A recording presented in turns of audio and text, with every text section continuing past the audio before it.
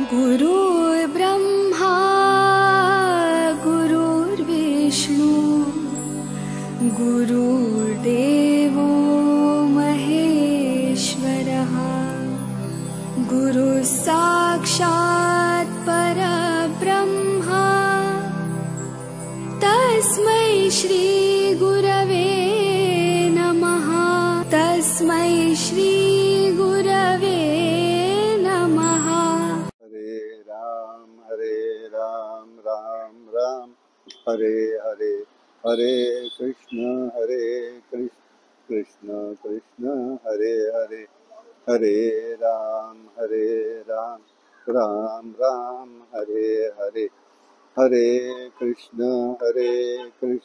कृष्ण कृष्ण हरे हरे, हरे राम राम राम हरे हरे, हरे कृष्ण कृष्ण कृष्ण हरे हरे, हरे राम राम राम हरे हरे, हरे कृष्ण कृष्ण कृष्ण हरे राम हरे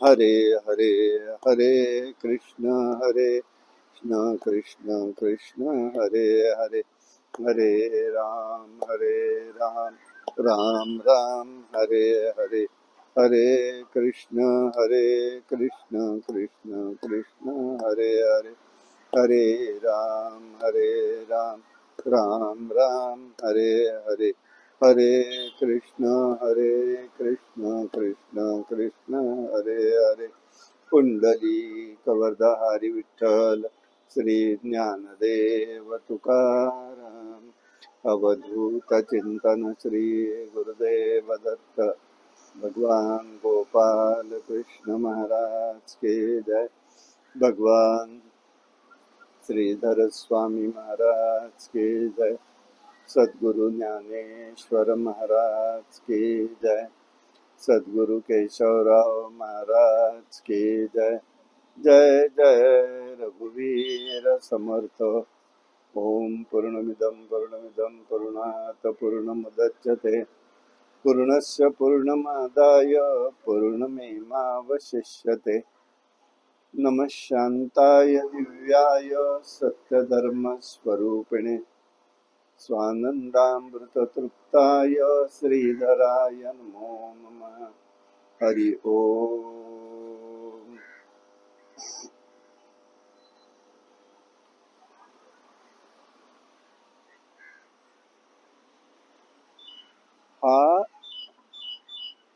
हा योगक्षेमो आघवा, तयाचा मजसी पडिला पांडवा, जयांच्या सर्व भावा आश्रयो मी।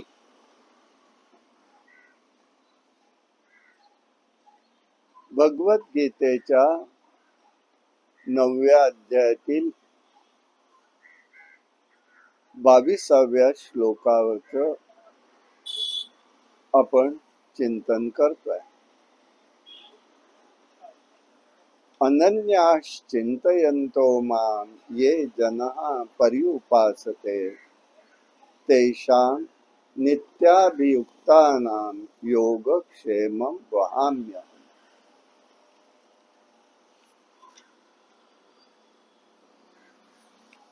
आपण गेले 2 दिवस आणि आजचा 3रा दिवस असं हे संपूर्ण हे चिंतन पाहतोय आपण त्याच्यावरचं।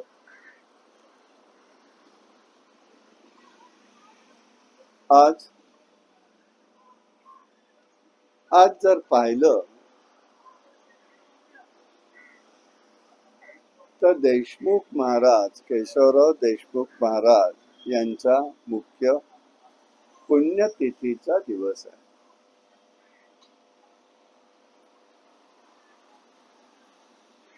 1942 साली त्यांच्या या पार्थिव देहावरती, या जागेवरती अग्निसंस्कार करण्यात आलेले होते।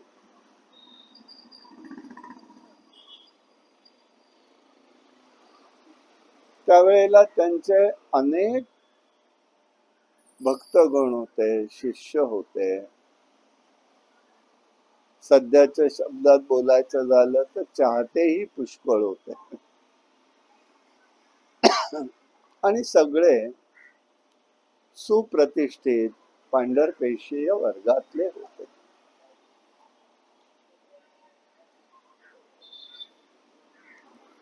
त्यामध्ये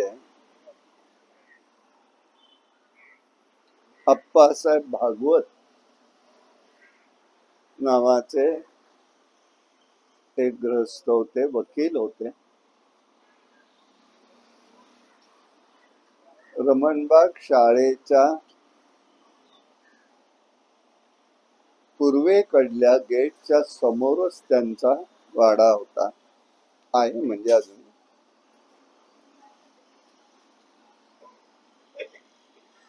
ते त्यावेळेला पुण्याचे मेयर पण होते. त्यांनी त्यांच्या अधिकारात मामा बडदे होते. ही सगळी प्रभावी आणि मोठी मंडळी होती. मामा बडदे म्हणजे धनंजय बडद्यांचे आजोबा.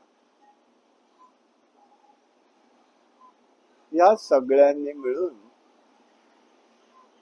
या स्मशानभूमीमध्ये ही त्यांची समाधी बांधलेली आहे.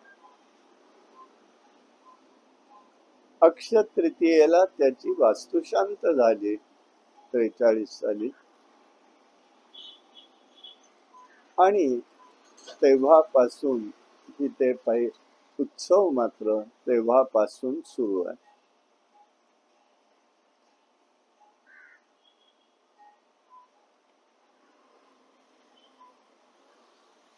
नागनाथ पारापाशी असलेल्या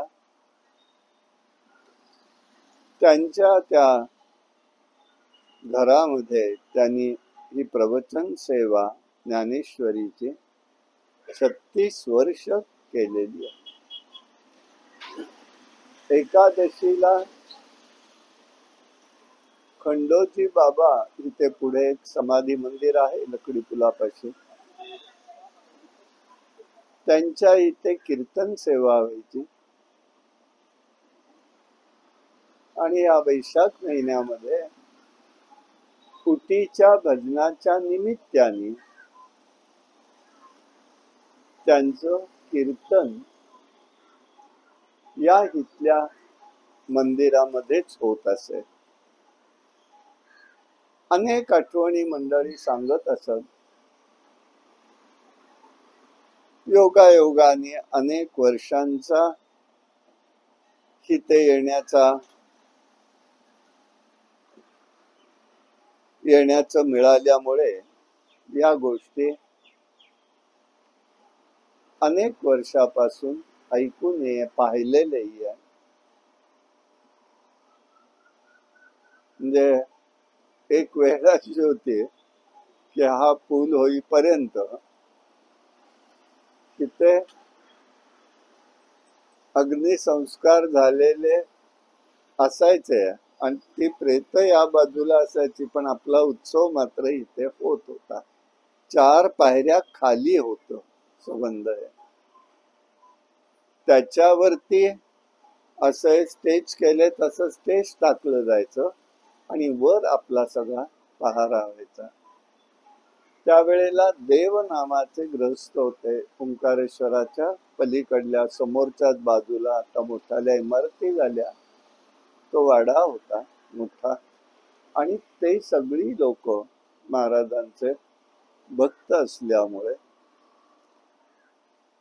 उठणं बसणं प्रसाद हे सगळं तिकडे होत होतं.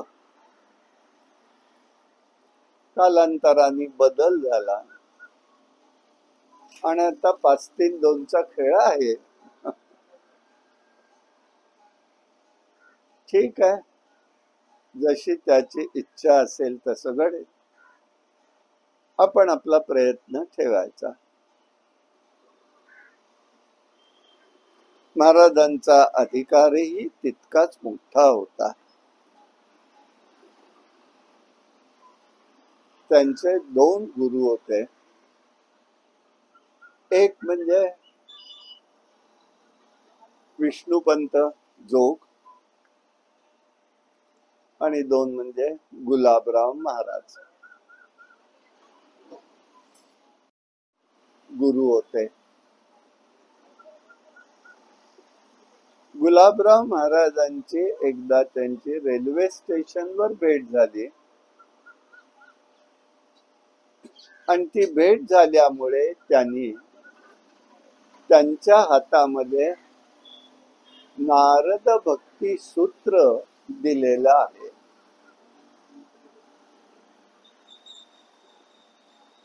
आणि नारद भक्ती सूत्र दिल्यामुळे त्याच्यावरच आता चिंतन आपण करावं म्हणून त्यांनी त्यावेळेला नारद भक्ती सूत्रावरती बोलण्याला प्रारंभ केलेला होता आणि त्याच्यावर भाष्य पण लिहिलेलं आहे. त्यावेळेला सगळा समाज संप्रदाय त्यांच्या बरोबर उभा होता. त्यांनी सगळ्यांनाच आपल्यामध्ये घेतलं होतं. असे जे महाराज आहे त्यांच्या कृपाचक्राने आपलं चाललेलं आहे. त्यांचं पुण्यस्मरण करणं ही आपली जबाबदारी आहे किंवा आपली सेवा आहे. जबाबदारी म्हणण्यापेक्षा कर्तव्य आहे. आणि म्हणून आपण त्यांना त्यांचं पुण्यस्मरण करून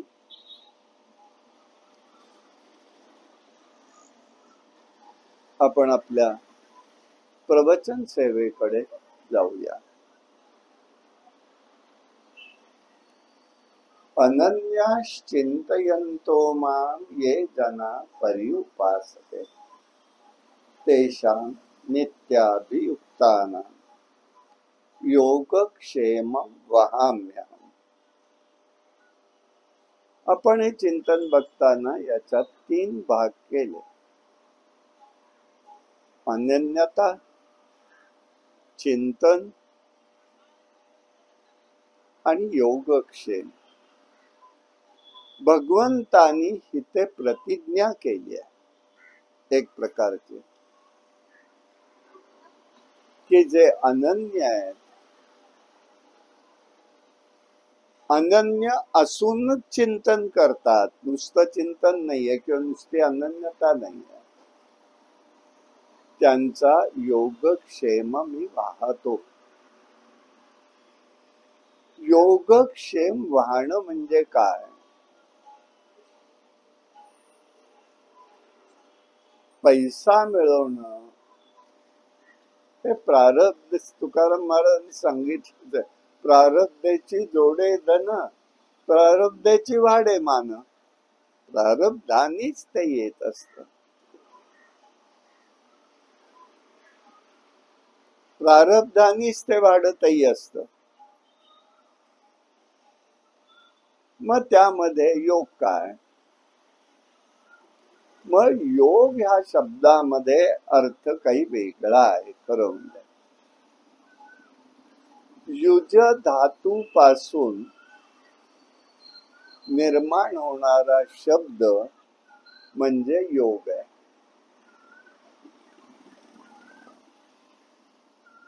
मग योग कशासाठी म्हटलेले? खरं ज्ञानयोग आहे, कर्मयोग आहे, उपासना आहे, भक्ती योग आहे, योगा योग आहे. आणि योगा योग नुसता. आणि आता तर काय योगा नावाने काय काय चाललंय ते आपण बघतोय.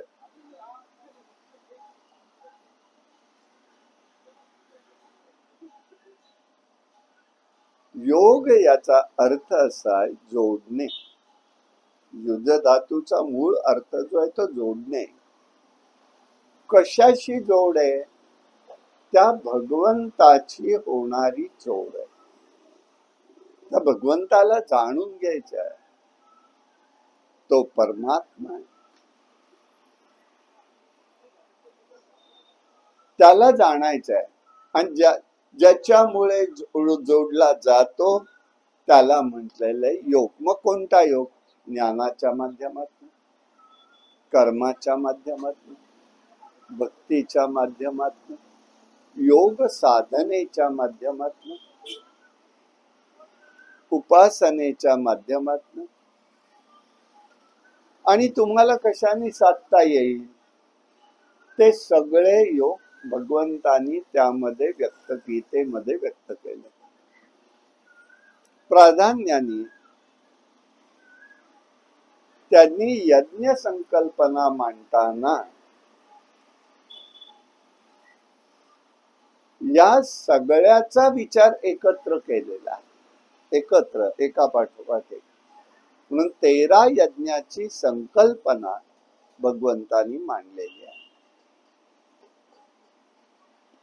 द्रव्य योग आहे, ज्ञान योग आहे, तप योग आहे, इंद्रिय संयमन योग आहे, आत्मसंयमन योग आहे,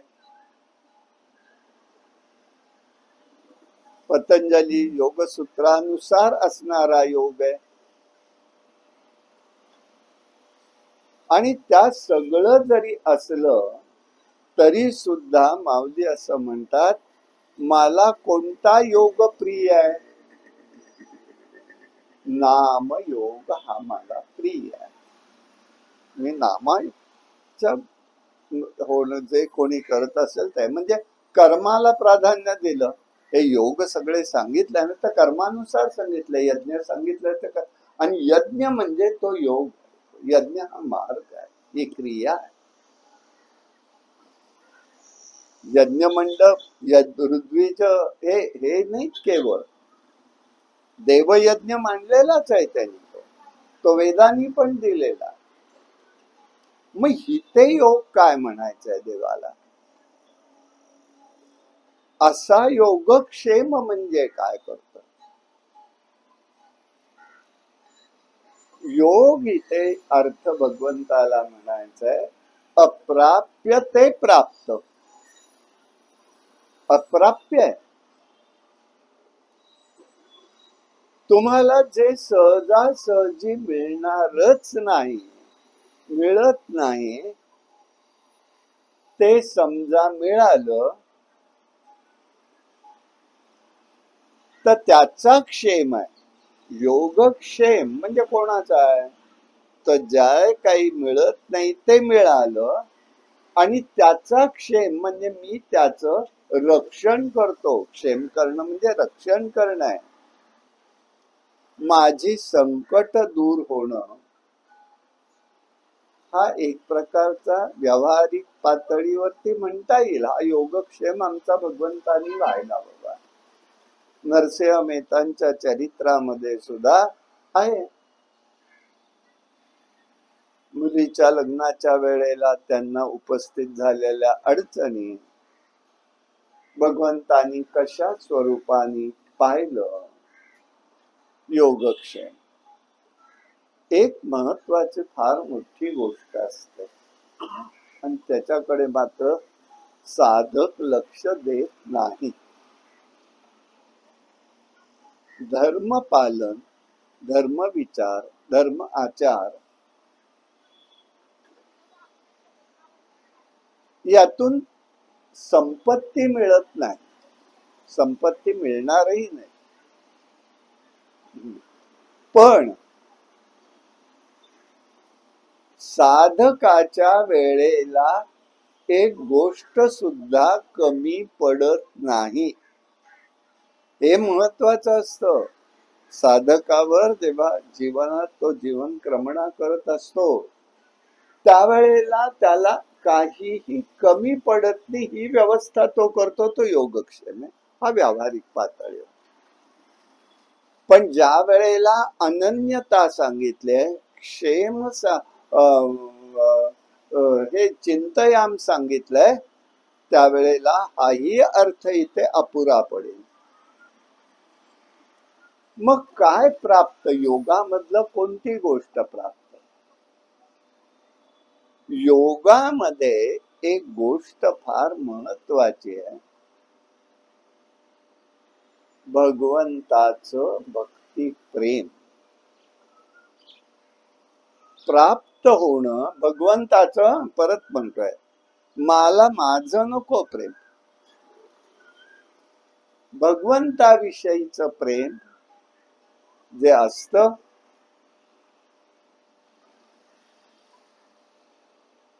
ते भगवंतच देत असतो.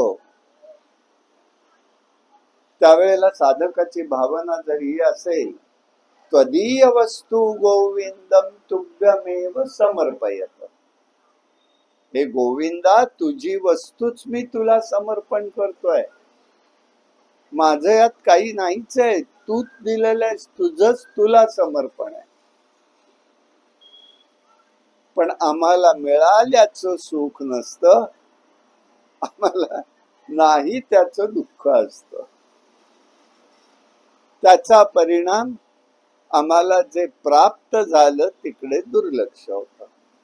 मग भगवंताला अभिप्रेत आहे की हे ज्याच्या सर्व वृत्ती, जो सर्व वृत्तीने हा योग क्षेमू असावा, तयाचा मदसी पांडव पडिला पांडवा, जयाच्या सर्व भावा आश्रयो मी. असं ज्याला वाटलं त्याचा योगक्षेम मी वाहत असतो. भार वाहतो हा अर्थ खरा अभिप्रेत नाहीये. म्हणतील हा भार वाहतो, भार कसला आलाय, कोणाला भार आहे?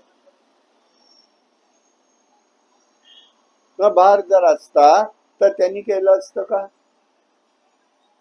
त्यालाही आनंद आहे आणि घेणाऱ्यालाही आनंद आहे. मग अप्राप्य प्राप्य काय? अप्राप्य जे आहे ते भगवत प्रेम आहे. भगवंताविषयीच असलेलं प्रेम जे आहे ना, ते आपल्याला प्राप्त होतं. अनन्यश्चिंतयन्तो असतो तेव्हा.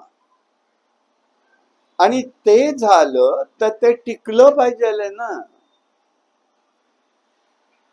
गंमत बघा कशी आहे. भक्त प्रल्हादाला, भक्त आहे, भगवंतानी त्याच्यासाठी अवतारही धारण केला. नरसिंह पुराणामध्ये ही गोष्ट आलेली आहे. 4 भावंडांमध्ये शेवटचा धाकटा मुलगा हा प्रल्हाद आहे.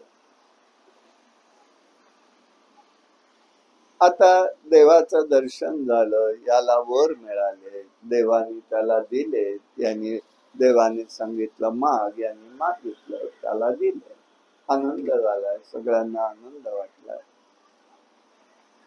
गंमत अशी झाली, सगळं झाल्यावरती नरसिंह अवतार संपला, पण घडलं काय? ही इतर भावंड म्हणाली, प्रल्हादा हे काही जरी झालं असलं तर त्या श्रीहरीने हे असं विलक्षण रूप घेऊन आपल्या वडिलांना दगा फटका केलेला, मारलेला. नरसिंहांची आता जयंती चालू आहे, मग त्याचंही जरा चरित्र पराक्रम पाहायला पाहिजे. हा सप्ताह ना फार छान आलाय. नरसिंहाची आहे, सोनूमामा दांडेकरांची जयंती परवाच झाली, देशमुख महाराजांची पुण्यतिथी, सगळं एकत्र आहे एका वेळेला.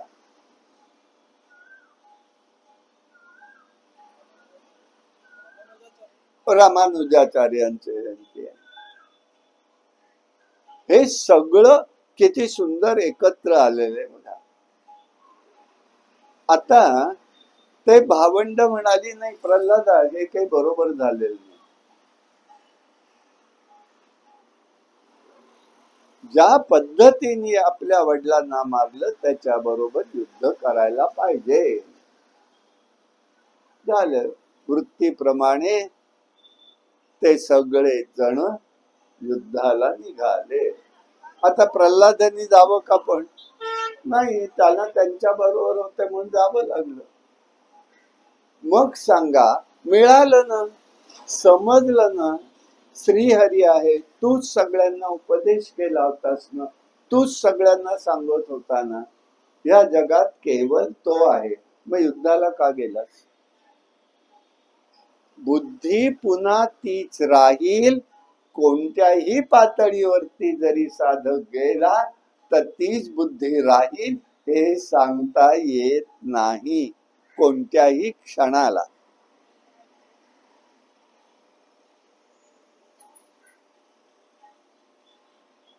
ही परिस्थिती आहे, त्याचीच नाही, आपली सुद्धा तीच आहे. वेळ आली की देवानी काय केलं आमचं, आम्ही इतकं करून,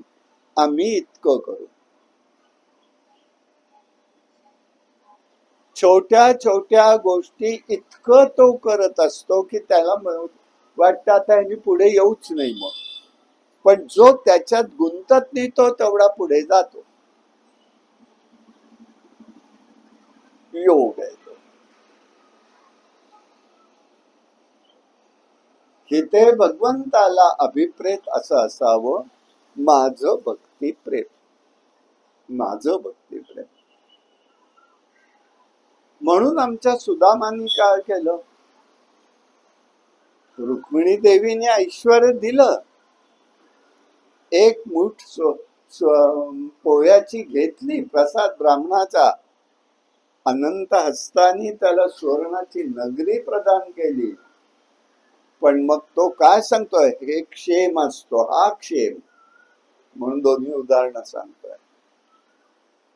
काय त्यांनी सांगितलं? देवा हे वैभव घेऊन जा, मी घेणार नाही, मला ते नको, त्यात मला तू गुंतवूच नकोस, मी त्यासाठी तुझ्याकडे आलेलो नाही, तू द्यावस म्हणून काही आलोच नाही.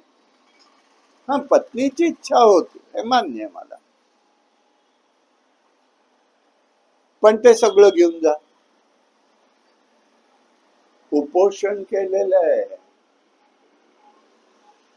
आमची आंदोलन उपोषण कशासाठी आहेत बघा, आमच्या भक्ताचं उपोषण कशासाठी आहे बघा. देवा हे मला देऊ नकोस, हे तू घेऊन जा, आणि तूच घेऊन जा. 42 दिवस उपोषण, 42 दिवस. तूच करता आणि करविता, तूच दीपक, तूच प्रकाशक, तूच दीपक आहेस, तूच प्रकाशक आहेस, तूच तूप आहेस, तूच त्या ठिकाणी आहेस. आरती कशी करू गोपाळा? गोपाळा, तुझी आरती आम्ही कोण करणार रे बाबा? तूच सगळंच आहे, तुझंच सगळं, तुझंच ते, मग आम्ही कोण आहोत? आम्ही कोणी नाही. आरती कशी करू गोपाळा? हे जे मिळालेलं आहे ते हे मिळतं, हे टिकवण्याचं काम जे आहे ना ते भगवंत करतो. ते प्रेम, तो आनंद. आणि शेवटी काय घडलं त्या स्थितीमध्ये? आमच्या सुदामजी जिंकले, देवाला हरावं लागलं, सगळं घेऊन जावं लागलं. पोरबंदरला, द्वारकेच्या इथे पोरबंदरला जवळ ही सुदामाची नगरी होती. पोरबंदर हे सुदामाची नगरी आहे, अजूनही आहे तिथे. त्याचा आश्रम पोरबंदरला आहे. काय त्याच्या ठिकाणी वैभव असतं. आणि ज्या साधकाला या घटना कळतात आणि तिथे गेल्यानंतर, त्या भूमीला पाय लागल्यानंतर त्याच वेळचा आनंद त्याला मिळाल्यासारखं जे वाटतं तो योगक्षेम. तोच आनंद त्याला वाटत असतो, कारण तो भगवंताचा आनंद आहे. भगवंत तोच आनंद त्याला प्रदान करतो. आम्हाला वाटतं असं कसं होईल, हे काहीतरी म्हणू देत ना, काय लोकांना म्हणायचं ते म्हणू देत. पण आपल्याला तो तिथे त्या भूमीला पाय लागल्यानंतर होणारा जो आनंद आहे तो योगक्षेम आहे, आनंदासाठी आहे, प्राप्ती आहे ती. मुख्यस्तु कृपा लेशात्वा. मुख्य कोणती गोष्ट आहे? ही भगवंताची कृपा. मग देव म्हणतात मी सगळं त्याचं पाहतो. कोणाचा? जो अनन्य चिंतन करतो, अनन्य आहे. क्षणभरही तो मागे राहत नाही. आता तीच उलटी गोष्ट बघा अनिकेत, आपल्या पुराणात अनेक उदाहरणं दिसतील. बलिराजा मानायला तयार नाहीये, पण जेव्हा साक्षात वामन रूपाने विष्णू आले, हे शुक्राचार्य महाराज त्याला सांगतायत, तेव्हा त्याच्या बुद्धीत काय परिवर्तन झालं? तो म्हणतोय मी नाही त्यांना परत पाठवणार, आणि मी शब्द दिलेला आहे, मी तुम्हाला दान 3 पावलं भूमी देईन. आणि तुम्ही म्हणता तसा साक्षात विष्णू आला असेल तर माझं भाग्यच आहे, मी का नाही म्हणू. आता बुद्धीचं रक्षण केलेलं आहे, परिवर्तित झालेलं आहे. मग आधी एवढं केलं कशाला? सगळं हातात घेतलं, सगळी विश्वसत्ता त्रिभुवनाच्या हातात घेतली, आणि ज्या वेळेला साक्षात समोर आहे, समजलंय, तरी तो देतोय. म्हणतो नाही मग मी हे करणार, देणारच. आणि म्हणून लगेचच्या लगेच तो म्हणतोय तिसरं पाऊल कुठे ठेवू? या देहावर ठेवा म्हणाल्या बरोबर विंध्यवती पत्नी येऊन म्हणते, तिथे बुद्धीला सावरलंय कसं बघा. देवा यांना तू क्षमा कर. अरे तूच त्रिभुवनाचा अधिपती, या देहाचाही अधिपती तूच, कारण पंचमहाभूताचा आहे ना. हा देह कुठला आला त्याचा? आणि हा देव माझा म्हणतात, त्यांच्या हातनं चूक होते, त्यांना क्षमा कर आणि तू आहे याचा स्वीकार कर.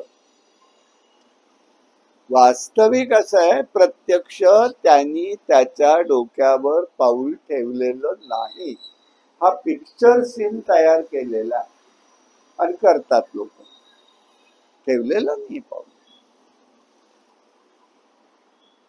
भगवंत इतके निष्ठुर आहेत थोडेच, विचार करण्यासारखा भाग आहे. आम्ही विचारच तो बघत नाही. भगवंत असं कसं करतील? जो सर्वस्व देतोय, दिलं म्हणतो, तो म्हणाला, म्हणेल ना तो, त्याचं काय बिघडलं, म्हणेल तो. पण प्रत्यक्ष जेव्हा तिला तिने सावध केलंय त्याला, तो केवढा महत्वाचा भाग आहे. हे खरं पत्नीचं कर्तव्य, नुसतंच कायद्यानी पत्नी माझा हक्क आहे म्हणून नाही. संसारामध्ये कसं असावं त्याची उदाहरण आहे.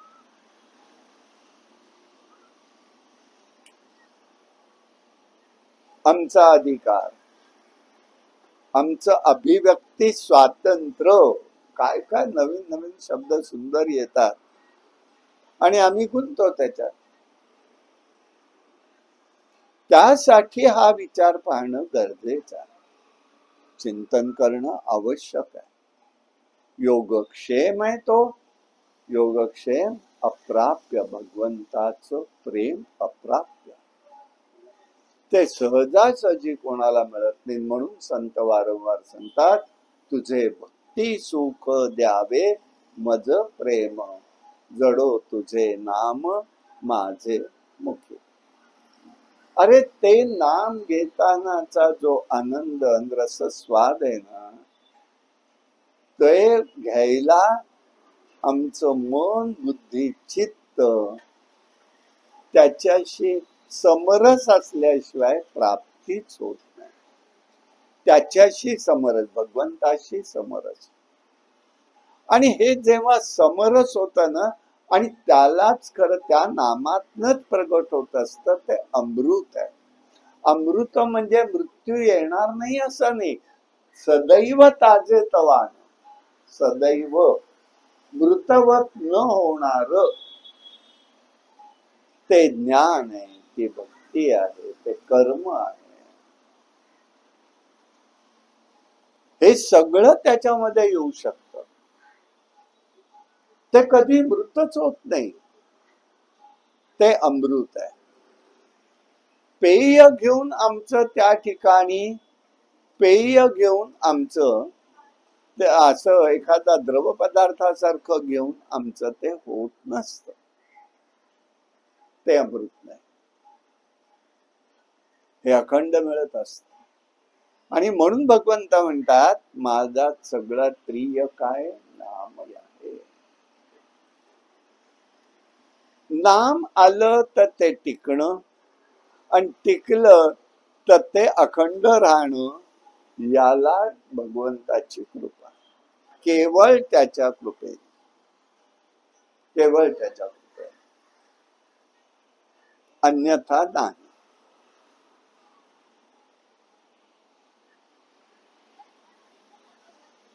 कशी असते एक एक गोष्ट त्याच्यावर उदाहरण सांगतो. महाराजांच्या जीवनातलीच आहे, देशमुख महाराजांच्या.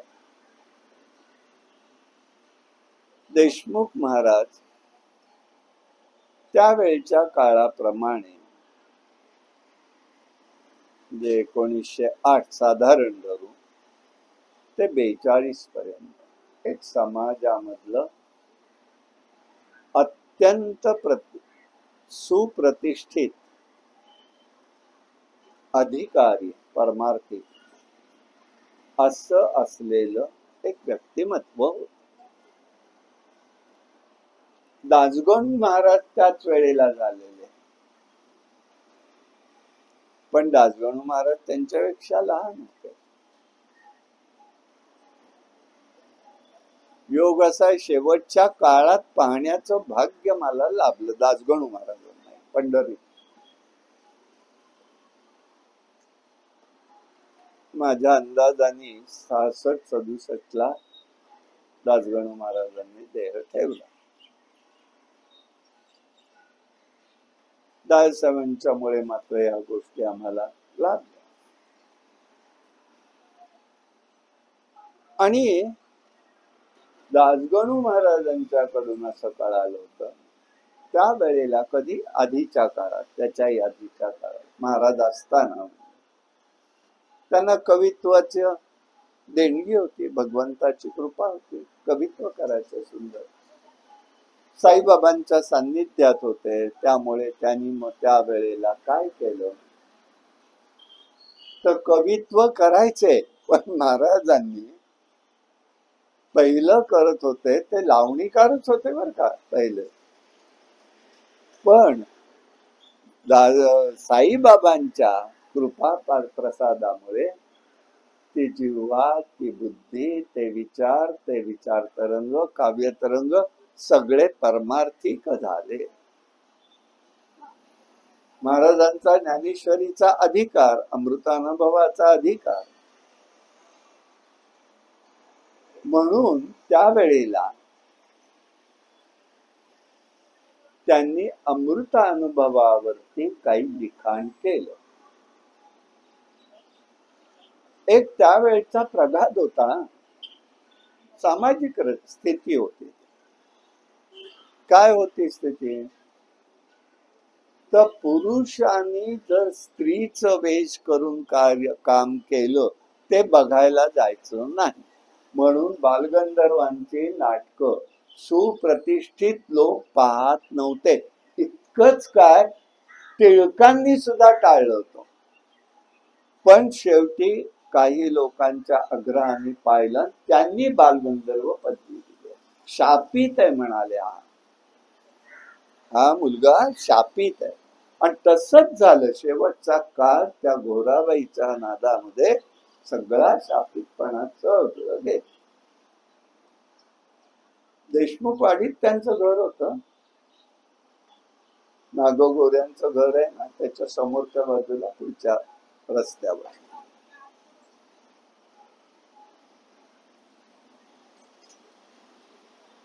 तसं हे लावणीच्या ह्याच्यात असल्यामुळे त्यावेळेच्या समाजामुळे यांना पंढरीत नाही बाहेर कोणी स्वीकारत नव्हतं. त्यामुळे त्यांनी काय केलं, दासगणू महाराजांनी ते सगळे त्यांचे एक शिष्य परांजपे म्हणून होते. ते परांजप्यांना त्यांनी सांगितलं, तुम्ही महाराजांच्या इथे प्रवचनाला जाता, ते माझं लिहिलेलं आहे ते तुम्ही घेऊन जा. त्यांना दाखवा, काही चुकत असेल तर सांगा, मी त्याप्रमाणे दुरुस्त करतो. कारण येणार नाहीत हे माहिती होतं ना, आपल्याला येऊन देणार नाहीत माहिती होतं.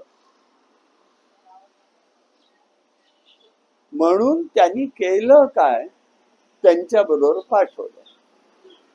आषाढी झाली आणि ते आलं. देशमुख महाराज म्हणाले, त्यांनी लिहिलंय का, राहू देत म्हणे, मी काही नाही बघितलंच नाही. त्याने एक निरोप झाला, दुसरा निरोप झाला, तिसऱ्या निरोपाला दासगणू महाराज आहे पत्र त्यांच्या संग्रहात, ते महाराजांना पत्र लिहिलं. मुलगा एकदा परीक्षेत नापास झाला. महाराज, मुलगा जर परीक्षेत नापास, परत परीक्षा देऊ नये का, परत परीक्षा देऊ नये का, आणि जर त्याच्यात काही सुधारणा झाली असेल तर ते आपल्या सख्या थोर मंडळींनी उदाहरून पोटामध्ये घेऊ नये का. बाकी भगवत इच्छा. ते पाहिलं आणि कार्तिकेला पंढरीत जाण्यापूर्वी तपासलं. आणि ज्या वेळेला ते कार्तिकेला पंढरीला गेले, तेव्हा पहिल्यांदा गेले पांडुरंगाची त्यावेळी धूळभेट होत होती बर का. म्हणजे आम्ही तो पाहिलाय 72-73 पर्यंत तो वेळ धूळभेट होत होती. गेल्या गेल्या पंढरीच्या इथे जाऊन पांडुरंगाच्या इथे नमस्कार करून मग मुक्कामी जायचं. धूळभेट होत होती तेव्हा. आता नाही राहील, आता काहीच नाही. तर त्यांनी तिथे ते केलं आणि लगेच त्यांच्या वाड्यावरती गेले. दासगणू महाराज आपले त्यांच्या त्या ओसरीत बसले होते. धोतर होतं, उपवस्त्र उपरण असलं नसलं सारखं. आता सोडलं होतं सगळं त्यांनी.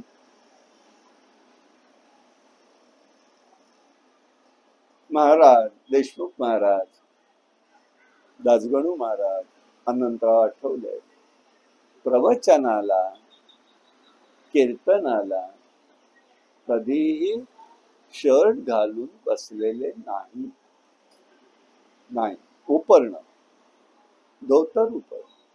कीर्तन सुद्धा अनंतरावांची कीर्तन सगळी जी जी पाहिली ऐकली ती सगळी अशीच. प्राचार्य होते, अधिकारी होते, विद्वान आहे, पण आचाराचा प्रभाव काय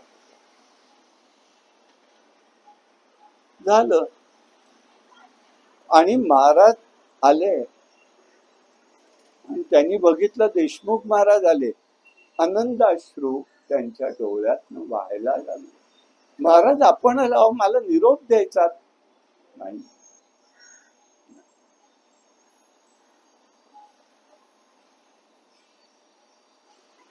आमच्याकडनं चूक होत होती, आम्ही आलोय, हे तुमचं लिखाण उत्तम आहे, अजूनही तुम्ही त्याच्यामध्ये अमुक काय सांगायचं ते सांगितलं. महाराजांनी स्वीकारलं. म्हणून आपल्या दिंडीमधनं काही वर्ष तिथे जाण्याचा प्रघात होता. दासगणूंच्या घरी दर्शनाला जाण्याचा प्रघात होता. अशा पद्धतीने त्यांनी केलं योगक्षेम.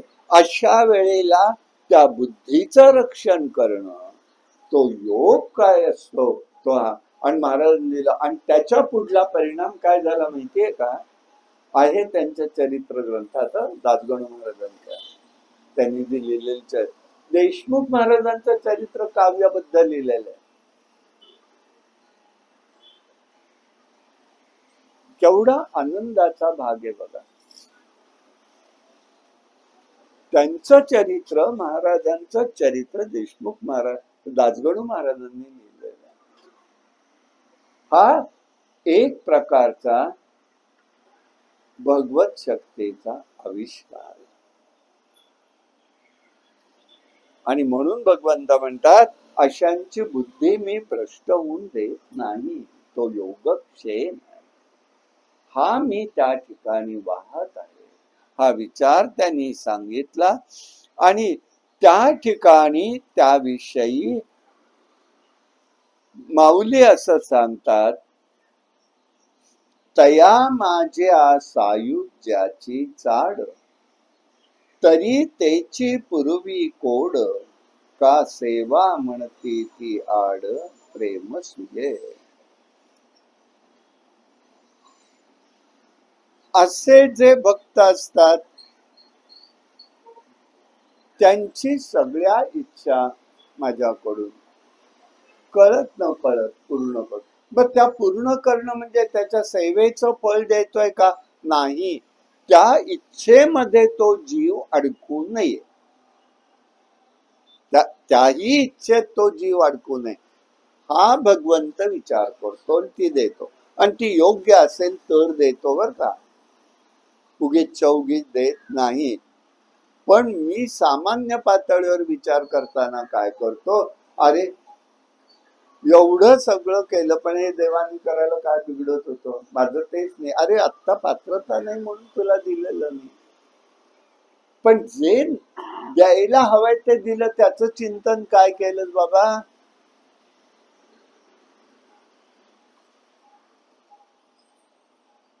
पांगळलो देवा आता नाही हात पाय. अभंगामध्ये म्हणतायत महाराज, अरे हात दिलेत, पाय दिलेत, सगळं केलेलं आहे भगवंताने, पण आम्हाला नसलेल्याचं दुःख आहे, असलेल्याचं सुख अजिबात नाही. त्याला काय करायचं? आणि देव तिथे म्हणतात, असं जे असतं ते प्रेम जे आहे ते मी प्रेम, सायुज्यता म्हणजे माझं विषयीचं प्रेम. मुक्ती नाहीये ती मुक्ती नाहीये. तिथे मुक्तता म्हणायचं नाही.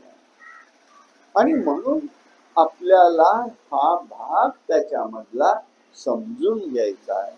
आणि हे जेव्हा होतं तेव्हा मी त्या ठिकाणी बघत असतो आणि त्यावेळेला मी हे सगळं करायला काहीही मागे पुढे पाहत नाही. म्हणून अनेक उदाहरणं आपल्याला दिसतील की भगवंत काय करतो. त्याला आपण पाहिलं, चोख्यासाठी ढोरे ओढी, जनाबाईचे दळण दळी. आपणच जर मागे वळून पाहिलं एक एक वेळेला आपल्या स्वतः मध्येच आत्मचिंतन करताना, अरे त्यावेळेला एवढं सगळ्या गोष्टी झाल्या कशा आपल्याकडून? कोणी केल्या? कशा केल्या? का केल्या? काही सांगता येत नाही. ते जे असतं तो करता करविता तो परमात्मा असतो, तोच करून घेतो आपल्याकडून. आणि याला फार महत्व आहे. आणि यासाठी मद विषयी भगवंताला म्हणायचंय माझ्या विषयीचं प्रेम. हे प्रेम कसं असतं? दोन प्रकारचा विषय आपण तो काल पाहिला. एक भाग कुठला येतो त्यात? भगवंताविषयीच वाटणारं प्रेम. भगवंताविषयी वाटणारं प्रेम, तद्रूपता. त्याच्या नामात, त्याच्या गुणात, त्याच्या पराक्रमात, त्याच्यात लीलांमध्ये तादात्म्य होणं. आणि जितकं तुम्ही त्याच्यात तादात्म्य होत जाता तस तो तिथे साकार होतो, कुठल्याही रूपाने बघा, किती रूपाने बघा. तद्रूपता. मग तो मद्रूप होतोय, परमात्मा म्हणतो मी स्वीकारलं बाबा तुला. आणि त्या दोन्हीचा संयोग होतो. त्याच वेळेला आपल्याला असं लक्षात येतं, चिद्भाव जागृत होतो. चिद्भाव हा स्वतःच्या स्वतःला जाणवणारी चैतन्यपूर्ण गोष्ट असते. ती इतरांना दाखवता येणारी नसते, पण इतर अनुभूती घेऊ शकतात ते चैतन्य शक्तीचे. आणि यासाठी आपण अखंड सावधच असावं लागतं. म्हणून त्या ठिकाणी सांगतात आपल्याला संत मंडळी, सावध होऊन भजनी लागा, देव करा कैवारी रे, मल्हारीची वारी माझ्या मल्हारीची वारी रे. सावध होऊन करा, बेसावधपणे. जमलं तर जमलं, झालं तर झालं, केलं तर केलं, आणि कोणी मला काही म्हणावं म्हणून कर नाही. तेथे आम्हाला पूर्णपणे सावधगिरीच हवी आहे.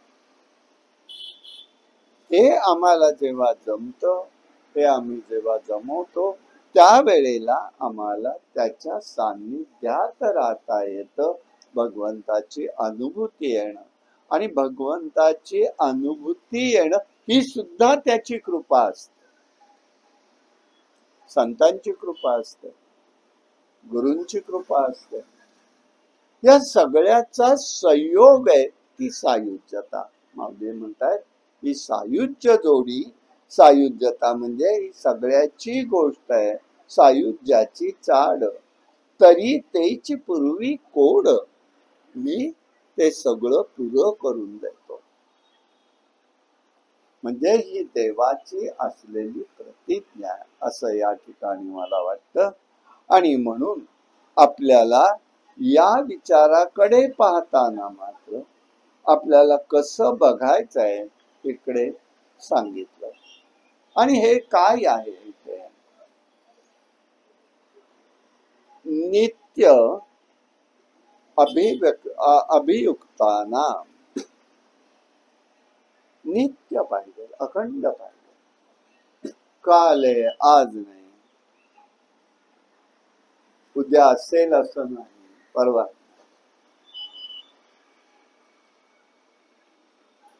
आणि यासाठी एक गोष्ट तिथे असते, आपली साधना, आपलं तो चा करता परमात्मा असतो, तो करून घेत असतो. मी करत नाही, तो परमात्मा करून घेतो. मग प्रश्न असा पडतो, मग प्रारब्ध कुठे येतो? प्रारब्ध प्रत्येकाच्या जीवनात आडवं येतच असत. भक्त प्रल्हादाच्या जीवनात काय झालं? प्रारब्धच होतं अगोदरच. भगवंत प्रगट होईपर्यंत, गंमत बघा, परमात्मा प्रगट होईपर्यंत प्रारब्ध होत, पण तो त्यात परमात्म्याला धरून राहिलेला आहे. तो डळमळीत झाला नाही.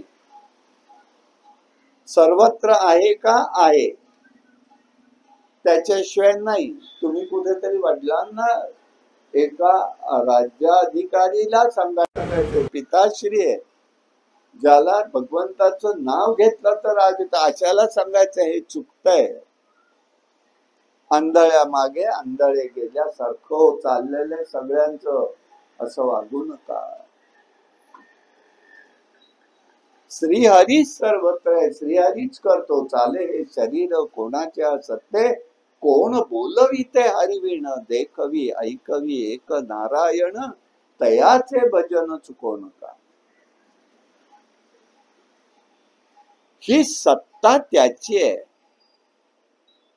माणसाची देव चालवी अहंता, आणि वृक्षाचेही पान आले ज्याची सत्ता, मीची एक करता म्हणून या. माणसाची देव चालवी अहंता, ही तो त्या ठिकाणी करतोय. आणि वृक्षाचेही पान हाले ज्याची सत्ता, मग राहिली अहंता कुठे? कुठे राहिली अहंता म्हणतात. त्या वृक्षाचं पान सुद्धा हलवण्याची सत्ता ज्याच्या हातात आहे. तुका म्हणे विठो भरला सभाही, तया उणे काही चराचरी. हे जेव्हा आम्हाला समजेल, त्याच्यामुळे प्रारब्ध कुठे असतं आणि देवकृपा कशी असते याचा भेद करता आला पाहिजे. ध्रुवाचंही तेच आहे. सापत्न माता बोले पर्यंत प्रारब्ध आहे. उपासनेला प्रारंभ झाला. आपल्या पितामहांनी, आपल्या लोकांनी कशी उपासना केली आईनी सांगितलं, त्याच मार्गावरती तो गेला. भगवंत प्रगट झाले तोपर्यंत त्याचं प्रारब्ध होत. पण प्रारब्ध आहे म्हणून त्यांनी देवाला सोडलं नाही. आपल्याला आडवं येणारच आहे. म्हणून लोक काय म्हणतात आम्हाला, तुमचं झालं बाबा बरं, तुम्हाला केलं देवानी, आम्ही तुम्ही देवाच्या जवळचे, आम्ही नाही ना, म्हणून आम्हाला वारी जमली नाही. असं नाही. जे जमतंय ते करा ना, जमतंय ते करा. प्रारब्ध आपलं तसंच असतं.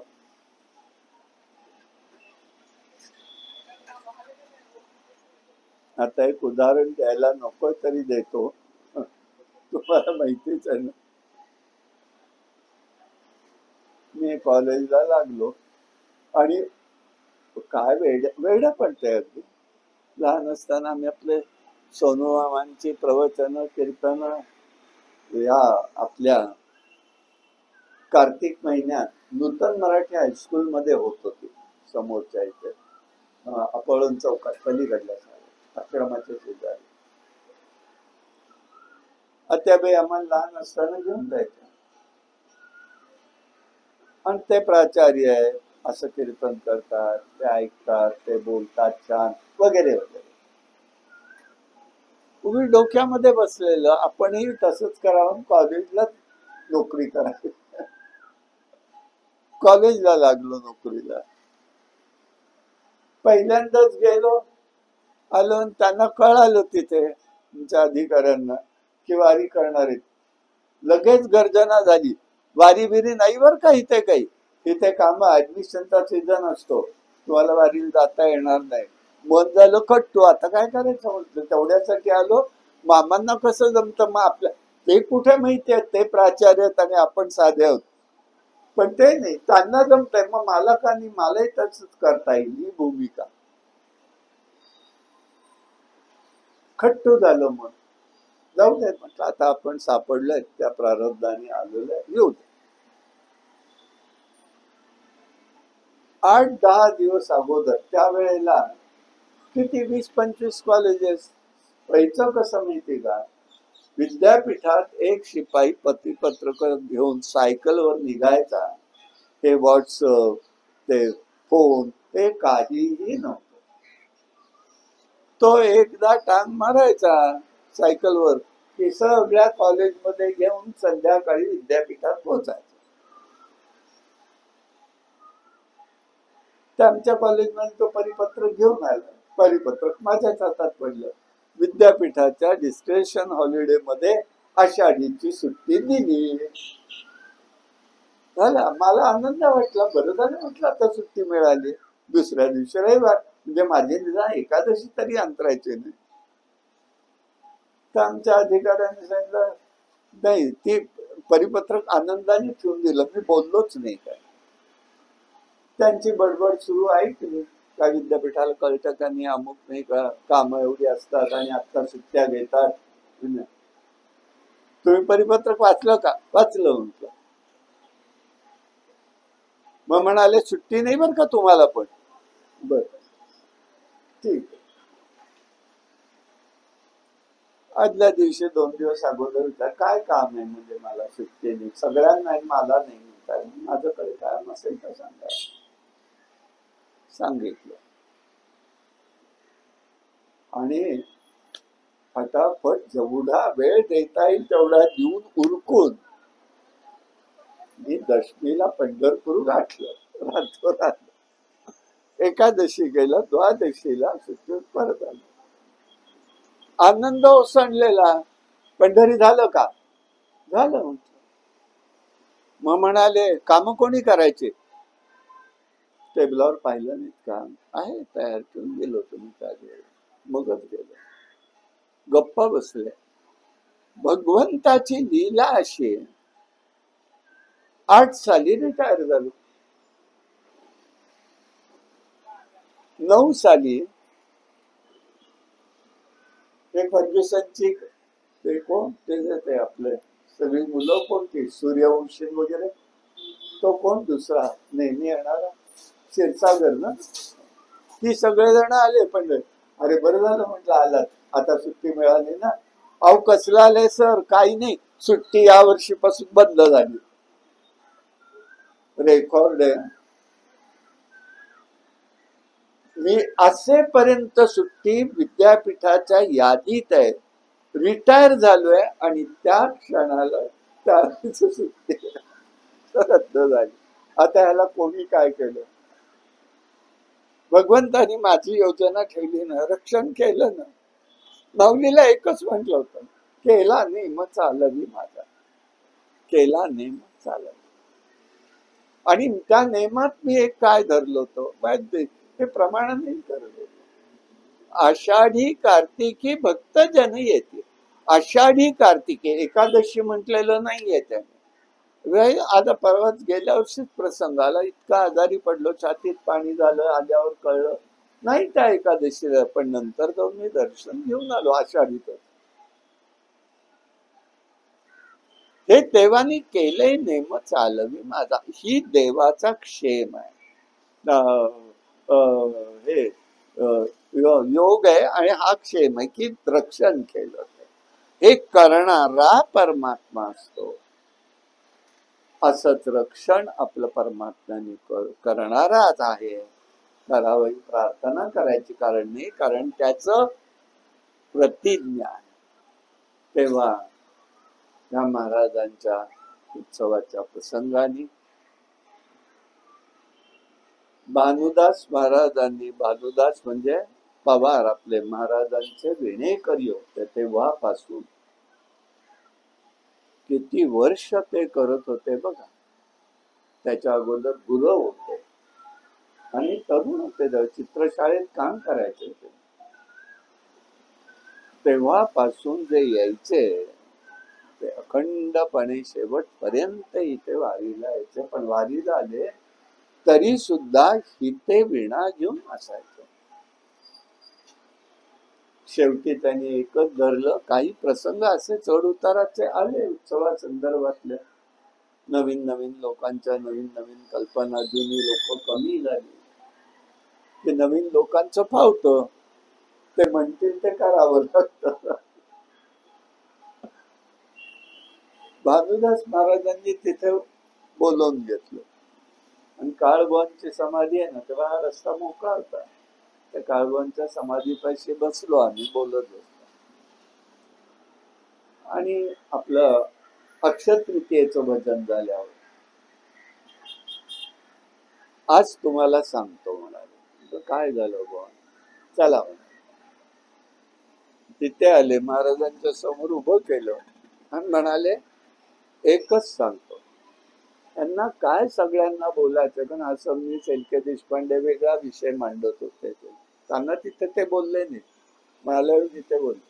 त्यांना काय म्हणायचं ते म्हणू. मी तुम्हाला एक सांग, मी आणि तुम्ही असेपर्यंत उत्सव हा 8 दिवस होणार आणि कोणी द्या देऊ नका, करा करू नका, या येऊ नका. आपण इथे फक्त यायचं, उभं राहायचं, महाराजांच्या समोर प्रार्थना नाम घेत बसायचं. बरं म्हटलं, झालं तर बरंच आहे, पण होईल तिथपर्यंत. पुढे मी तरी एकटा काय करणार आहे म्हणते. नाही म्हणाल्या, महाराज बघतील काय करायचं ते. तुम्ही तिथे आत्ता जसं त्यांना धरून ठेवलं त्याच विचाराला, त्यासाठी मी तुम्हाला महाराजांच्या समोर आणलं. आणि एकादशीला काही झालं तरी प्रवचन सेवा ही तुम्ही करायची. काही वेळेला त्यांनी महाराजांचं ऐकलं, महाराजांच्या बरोबर राहिलेले. मला काही वेळेला म्हणाले, भास होतो की महाराजच हे मला सांगतायत काही, तेव्हा तुम्ही हे करायचं, तेवढं लक्षात ठेवा. म्हटलं महाराजांनी करून घ्यावं, मी करण्याची तयारीचा विषय नाहीये माझ्याकडे काही. मला तुम्ही करून घ्यावं एवढं त्यांना मी प्रार्थना करतो. हो म्हणाले, तेवढं करा. यासाठी जीव तडफडतो, बाकी काही नाही. आणि यासाठी आपल्या ह्या उद्देशाने कसं असू दे ते चालू दे आहे तोपर्यंत. पुढचं पुढे त्यांच्याही मनात असेल तसं घडेल, भगवंताची इच्छा असेल तसं घडेल. खूप चढ उतार पाहिले, इथलेही पाहिले, अनेक गोष्टीतले पाहिले. असं ती देवाची इच्छा आहे. सगळं दर्शन त्यांनी दाखवलं एक प्रकारचं, असं मी म्हणेन. या मूर्ती सुद्धा पहिल्या बसवलेल्या मूर्ती पळवल्या गेलेल्या आहेत. आपल्या दिंडीत माधवराव मोघे होते, त्यांनी पहिल्या बसवल्या. त्यामुळे ते मोघे कर्म करणारे माधवराव मोघे ते दिंडीत चालत येत होते. महाराजांची समाधी बांधली, त्या मूर्ती त्यांनी बसवल्या आणि एक दिवस त्या चोरीला गेल्या. ही अवस्था झाली. मग त्यांचा मुलगा सुधाकर मोघे 1 वर्ष तसंच गेलं. कोणाचं हो कोणाचं नाही करत. पण मी इतका स्वतंत्र नव्हतो की मी म्हणेन तसं कोणी ऐकलंही नसतं. मग तो आला, म्हणाला आमच्याच वडिलांनी बसवलं त्या, मला माहिती आहे, माझी इच्छा आहे बसवायची, परवानगी द्या. घे म्हटलं, चल कर. लगेच त्यांनी 15 दिवसात त्या ह्या आत्ताच्या विठ्ठल रुक्मिणीच्या मूर्ती बसवल्या. ही भगवंताची लीला, ज्याला त्याला प्रेरणा भगवंत देत असतो आणि हा योगक्षेम वाहत असतो.